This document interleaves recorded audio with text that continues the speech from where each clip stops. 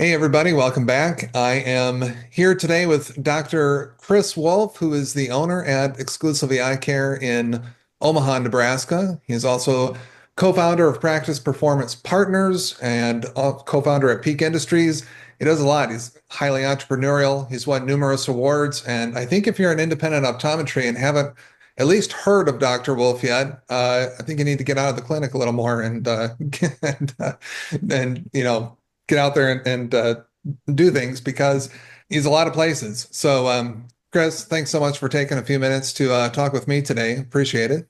Eric, thanks so much for the nice introduction and also for having me on the show. Appreciate it.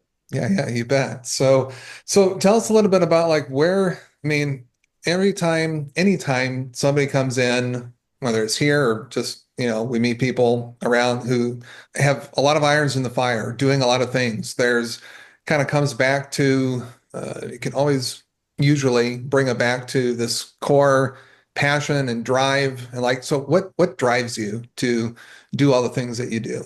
I had great mentors when I was before optometry school and in optometry school, and those mentors really guided me and instilled this belief in the idea that optometry is the best place for the vast majority of patients with the vast majority of problems. And so they sort of lit this fire under me. And so if you think about like all the stuff that I've been involved in over the years, you can probably anchor it to that one point is that core belief. And then all of those other things come from how do we help doctors remove those barriers so that they can deliver the care that they have the knowledge, education, and training to provide. Really started out from like helping doctors pass boards to, I did that for 8 years. And then to seeing, well, there's still these barriers in how do I actually take care of patients who have acute diseases and also complex chronic diseases and incorporate that into a practice where there is somebody who's paying cash and somebody who has a managed vision care benefit and somebody who has a medical benefit. The challenge of that is really, I mean, it's very difficult for most practices to really embrace. And so how do we remove those barriers so that the doctor just can take care of the patient and deliver the care that optometry is the best at delivering? And so that's sort of, if you were to kind of boil it down to my why, it comes back to having really good mentors and kind of drinking that Kool-Aid a long time ago.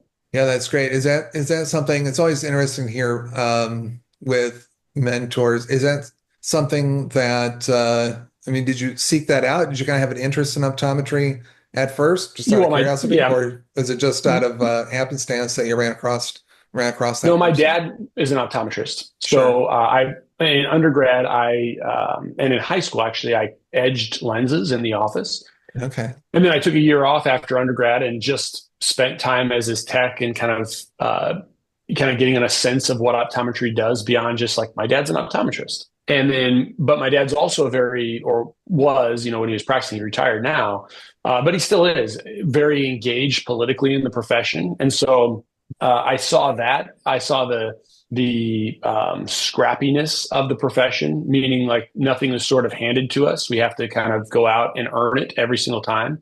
And I don't know that I knew that at the time, but that was drawing to me. And then, he had such an impact, not just in Nebraska, but he built these relationships all across the country.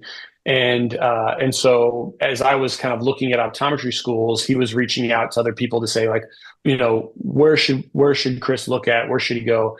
And so he had some great, I mean, I interviewed at a couple different places, had opportunities to go to different places. He went to school in Houston. And so I went down there to look, and I went to a couple other places, and he just said, I talked to Bobby Christensen. This was the story. He goes, I talked to Bobby. I was already accepted. I was planning on going to school in Philadelphia.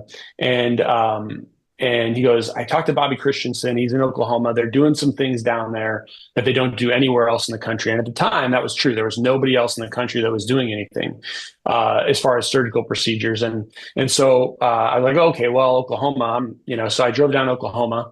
And then it was just like one experience after the next. I can think back to sort of the family nature. We walked in, my wife, well, she was my fiance at the time, walked into Sunday afternoon, and I'm pulling on doors at the College of Optometry in Tahlequah, Oklahoma, and one door opens. And I was just going to kind of show myself around. And sure enough, we walk in, and Dr. Bill Edmondson, who wound up being one of my contact lens professors, saw us in there. And instead of being like, well, who are you and what are you doing? He was like, well, let me show you around. And so he starts showing me around the whole clinic area and the surgical suites that they had. And that sort of transitioned into, a whole, George Foster, who anybody that knows George Foster was the dean of NSU. And he was, like all in, same way as my dad was, just all in for the profession, all in for advancing patient care. And then, I'm going to glaze over a whole bunch of people that I had as mentors in school, but Jason Ellen was one of my externship directors, and he was just amazing. You got to see a guy that was practicing full scope optometry. Ophthalmologists were coming to him with questions in his clinic, is his practice. They're coming to him with questions as simple as like, what's the IOL I should implant, to as complex as like, Jason, I don't know what's going on with this patient. Like, give me some advice. And so you get to see that, and you're like, there's no, it's all about experience. It's all about relationships and being responsible for the totality of that patient's care. So I got to see all of that. I had guys like David Cockrell, who were the, president at the time. He was the president of the AOA. And I served on AOSA board of trustees, and then I was president of the AOSA. And so like at the same time, I got to interact with all these other people who had sort of these same really strong beliefs, Bob Lehman. And so they just sort of imparted that. I always say they planted the seed in me that now I can't, it's grown into what it is. And I can't ungrow it now. So that's kind of everything in a nutshell. Then, in practice, you got other guys like Bob Vanderboort, who's now retired back in Nebraska, who's sort of a pillar in Nebraska, doing the same types of things that other people did. So those are kind of generalities in my mentorship. And then, we really started within, helping doctors and students prepare for board examinations. I spent 8 years, thousands of hours across the country lecturing to, groups of 100 students to, a couple thousand doctors. And then you'd hear these stories, you get these stories, same thing as like, I would totally butcher the story, but yeah, I just remember a story that like brings tears to my eyes when I think about it, of, a guy in Florida who was about ready to lose his practice because he's been spending so much time at the Capitol. This is in the 80s. And then one optometrist that saw him sitting on the Capitol steps, like, what are you so down with that? Listen, I got $25,000. I'm going to lose my practice next week. I don't know where I'm going to come up with the money. And this optometrist saw this problem with the guy who'd been devoting all of his extra waking hours to the profession. And he writes him a check and saves his practice just because they were cousins, right? They just as the profession was so important to them because patient care was so important to them.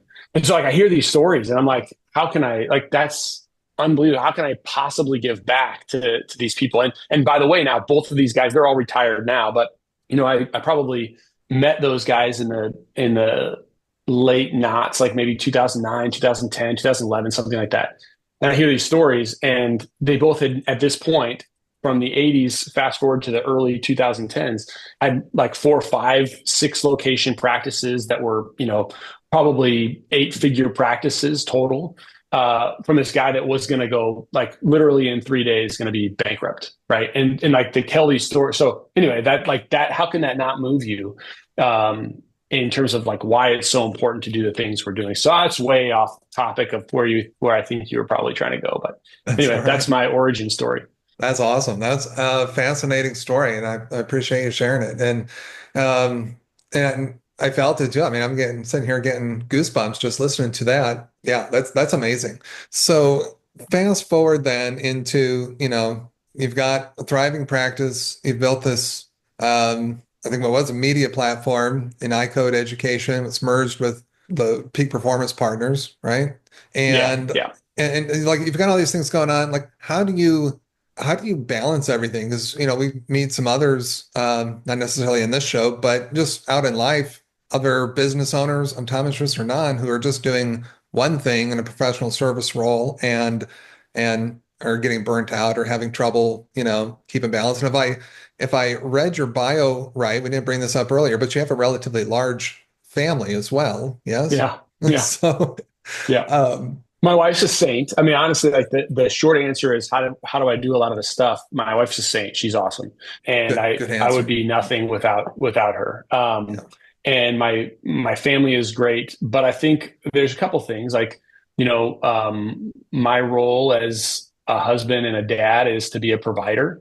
And so, I've got a big family means I got to hustle, but also, I think the way I prevent burnout is I like doing a lot of stuff, so I like doing optometry. I love seeing patients. I get people like I get advisors all the time tell me like, Chris, it's not worth you being in the clinic for all the other, things that you do.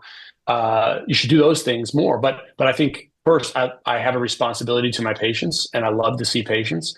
And I think that adds a lot of value from my perspective, right? So I still continue to see patients. And when somebody asks me, well, how do I do this in practice, or they want my opinion about something, I know what it's like to grind in a practice. I think there's a lot of us that want to run away from clinical care, but I spent a lot of years in school acquiring those skills, and then I've spent 17 years almost now refining them and hopefully not getting too many bad habits, but refining them. I have a responsibility to my community. And so that responsibility has to be lasting. And so, and I think the way I prevent burnout is that, I spend 3 days a week in clinic care, Monday, Tuesday, Wednesday, and I'm busy the whole time. And then Thursday, Friday, I get to use my brain in different ways. And obviously the reality is, as a business owner, as you know, that means Saturday and Sunday, my brain is going in other places, and Monday, Tuesday, Wednesday night, my brain is going in other places. So it's like, but I get to have some flexibility in my time. If I want to, Thursday and Friday, I may not be using my brain on running the business or running one of the businesses, but I'm likely doing that. Or maybe I'm not. Maybe I'm kind of hanging out with my family, and then Saturday and Sunday I might be doing something else. So it gives me some flexibility. But I think what's really important, Eric, is the way to prevent burnout is, in my opinion, is that you have something else that your brain can do that is meaningful. And I think there probably needs to be a little bit of potential. It doesn't have to generate revenue, in my opinion, but I think there is probably an importance that it might be able to. So like when I started the podcast, so when I started iCode in 2017, it's an education platform. It made no money, but it had the potential to make money, right? I knew how to do it. I knew how to do the things I was going to do. And so it had the potential for me to invest my time and resources and use my brain in someplace else that's not just clinical. And then the same thing with the podcast. It's like the podcast I would still do now if it never had sponsorships or I didn't ever parlay into other relationships over time. I'd still do it because it's interesting, but it had the potential to, right?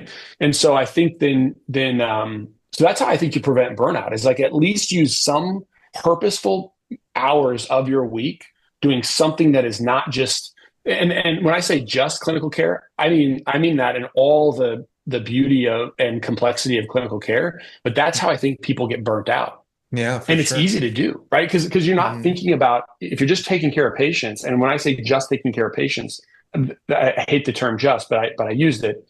Mhm. It's if all I'm doing is just taking care of patients, I never have time to actually think about the processes in my practice or think about how I'm communicating to patients or the barriers to care that I'm actually putting in place for that patient. It's going to get burned out. You'll get burned out. Yeah, for sure. And I think you hit the nail on the head there. I mean, I agree with all that because I've said for years, like especially with people who are in, these really, technical process driven roles, to have your brain has to have like some sort of release. And that's exactly what you're talking about, right? Just release from all of that. Because there's nothing wrong with it, but I think we can only, as humans, just take on so much of that before we just are wearing ourselves down. So whether you like the terms recharge or reset or just I prefer the term release, right? Just like let Yeah. your brain take a brain take a break from all of that and start to, yeah, like you said, use it in different ways. It can be related. It's all, and everything you're doing is all related, like what you talked about. But just having that and being able to flex like creative muscles if if your day-to-day role, for instance, is not quite so not using those parts of your brain, just using the different sides of your brain is really helpful in that respect too, right? Um, Totally agree. yeah, yeah. Yeah, have you ever just sat on a beach, like put your phone away and just figured out how long it takes you to for your brain to start having just totally new ideas? Like where you're Mhm. not fixating on your business or fixating on the thing you got to do next week or whatever. And maybe it's a beach or what, I don't know what it is, but that's the experience I've had where it's like I almost have to get away and it's got to be like 24 hours just shutting it off. Mm. And then all of a sudden it's like, holy cow, I could do this. I could do that. Like, and Yeah. it's not like it's just, yeah, your brain just has to have some of that too. Yeah, for sure. Very good. So you're plugged into a lot of different things. I mean, you're very prominent in the industry, and there's new either technologies or new things coming out all the time in your industry, right? Hmm. As there are around the world. But just I just wanted to get your thoughts on perhaps the future of eye care and what you think either the biggest opportunities are, or maybe even what some other independent ODs may be underestimating about the future of eye care. Do you have any thoughts around that? Well, I think that, the buzzwords that everybody are thinking about right now is AI. And I think from a standpoint, my experience of AI is really great in terms of refining language and clarifying messages. But when you look at some of the AI in healthcare, it's really interesting. It's good at kind of identifying abnormals, but as far as being able to do a lot of the technical things we do to replace us, I don't think it's there to replace us. I think it can augment us. So as far as the future is concerned, I played with, I won't use the name, but there's a company that has an FDA cleared AI platform for OCT technology, and I've had the ability to use that. And if you are using OCT technology for like you identify a problem and then you get your OCT scan, as opposed to a lot of us, unfortunately or fortunately, it depends on how you look at it, we'll use it as a screening device for everybody. And then when there's something abnormal, then they kind of go down those roads of management. But if you already know something's abnormal, those AI platforms right now aren't that helpful that often because they're if you know how to read an OCT, it's not that much better at reading OCTs. In fact, most of the time, in my experience, you have to tell it what you're seeing outside of like the classic AMDs or epiretinal membranes, those sorts of things. But if you were going to scan everybody with that technology, every single human that walks through your door, and if it would be really good at identifying abnormalities, and then it could trigger you to be like, I only have to focus on this patient or that patient for what you're seeing. So I think in the short term, that's probably where it goes. Where I think there's opportunity there will be like, can I partner with an internal medicine physician that just puts this in their practice? We use AI to screen out patients that should be seen right away. And then anytime there's some abnormality, they send me. Now, the downside of that is that patients are bigger than their retinas, right? Like, and that's where I see like the opportunities that are just sort of limitless, but also very tangible in what we currently do. If you are managing the totality of the patient in front of you, meaning their ocular surface, their glaucoma risk, their macular degeneration risk, their binocular vision conditions, their refractive conditions, if you're managing all of those things, like there's not enough of us. And what I don't want to send the message is that all the patient is a retina, and then as long as the retina is fine, we don't have to worry about anything else. But I think that's probably the future, is being able to really, how do you integrate all the services that we have the knowledge, education, and training to provide for the patient sitting in front of me on purpose? And then I think the opportunity to be logistically separate from the patient. I know that these things exist right now, but they're not being incorporated all over the place. But like to serve rural populations. I think remote services, can I get a good scan of the retina? Can I get a good, reliable video image of the anterior segment? Is it programmable where my slit lamp exam is automated and can get focuses and I can review that? Yeah, totally. I think that's on the horizon, and that will extend our care. Could I actually then spend more time with patients who need more of my time and less time with patients who need less of my time, but also being physically in one place, but accessible in many places? I think that's probably in the short term where the profession has some opportunity for growth. Yeah, that's great.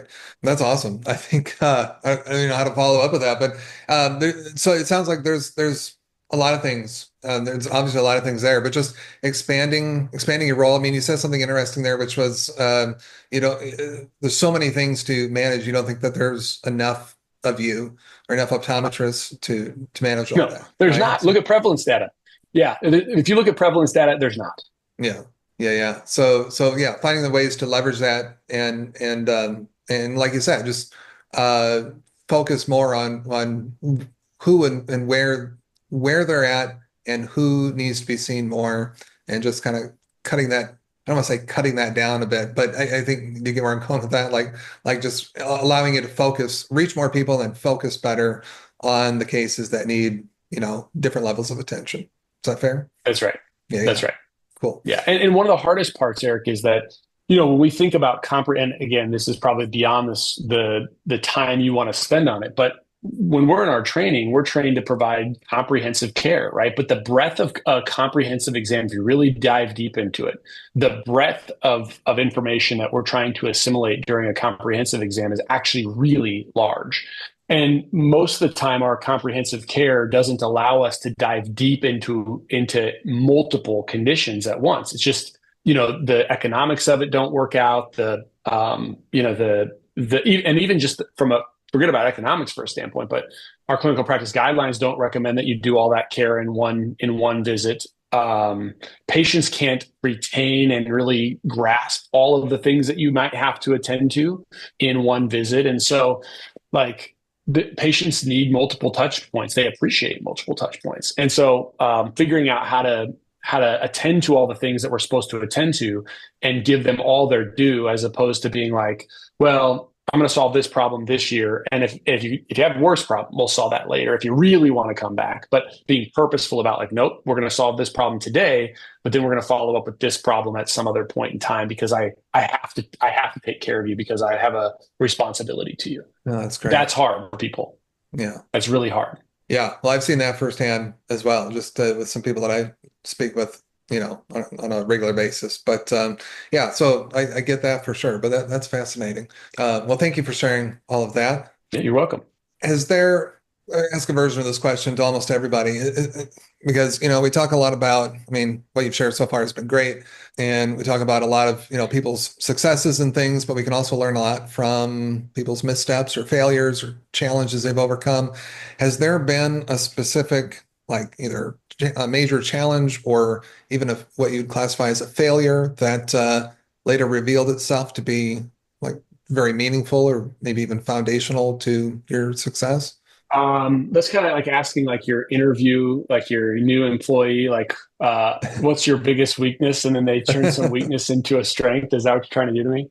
Something I like would that. say that, yeah, I would say, I don't know. I mean, I had a partnership fail in one of my previous businesses. I would say it failed because, I'll blame myself. I think I felt like I was more valuable than my partners thought I was, and that was kind of transitioning years ago. One of the reasons I started iCode, and but it was good because I had to develop, I had to develop skills and execute on things that I knew I could do, and clearly I hadn't shown my previous partners that I could do.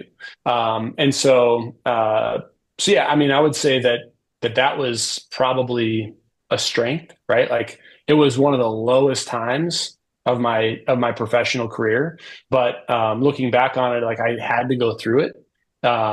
And yeah, so that's probably it. Yeah, well, and I think a lot of people go through some of those things, but when we look at others, and we have this nature as human beings to like compare ourselves to others, and it's just nice to hear that everybody goes through something like that, right? Everybody goes through some type of major challenge, whether they mark it as a failure or just a big low point or challenge in their life or their career that turns into something really positive and builds you in this case in the profession to be able to come out on the other side and do better things. And you said for yourself it led to or one of the things that led to iCode, right? Yeah. Um, so that's awesome.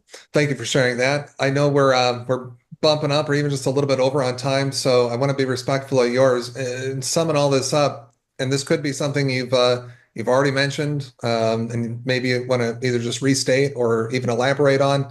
Sometimes when I ask this, people think of something brand new.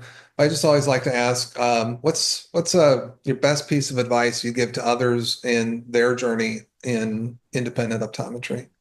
Nothing is easy. And honestly, anything that's worth doing is worth focusing on, and it will be a grind at some point, but you gotta get through that grind in order to become more and more expert at that one thing. And then it seems easy to people. So a lot of times people will see that, like they'll be like, well, Chris, I don't know how you do all this stuff. Well, what right now it seems relatively easy for me to get up and follow my regimen during the day, but it wasn't easy.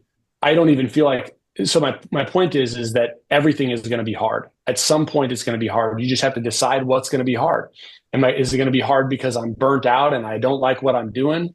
Okay, well that's going to be hard. Or is it going to be hard because every day I'm looking to see how can I make my practice better? Can I focus on this area? Are my scripts good? Am I communicating effectively to my patients?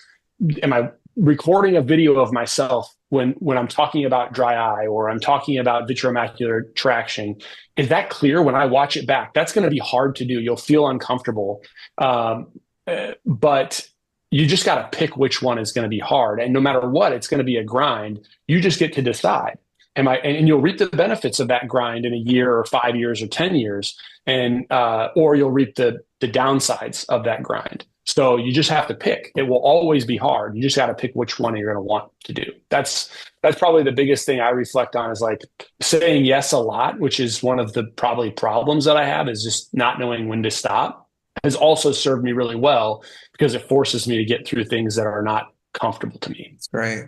That goes right in I can't remember like the author, and I'm sure there's been several who have mentioned it about, learning to say no to more things. But I think I just heard you say that saying Yeah. yes I to don't, I have not, no, I have not mastered that skill at all. I felt like I was getting better a little while ago, but I'm not good at it. well, it seems to be working out all right. So maybe you are inherently saying yes to the right things most of the time. So Fair. That's fair.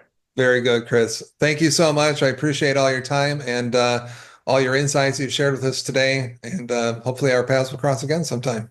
Thanks, Thanks Eric. so I much. appreciate it. You Have a bet. great day.